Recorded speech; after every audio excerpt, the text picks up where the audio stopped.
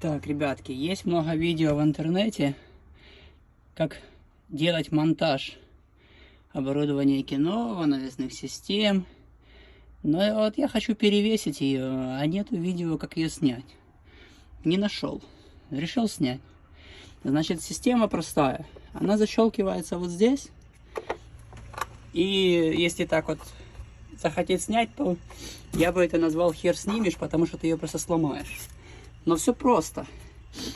Здесь она выпуклая вперед. Нажимаешь вот в центр, когда нажимаешь в центр, она отскакивает снизу. И вот так вот она легко вынимается, снимается.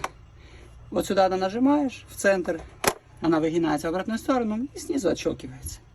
Надеюсь, было полезно тем, кто также думает перевесить или демонтировать, чтобы не поломать, чтобы осталось ценно.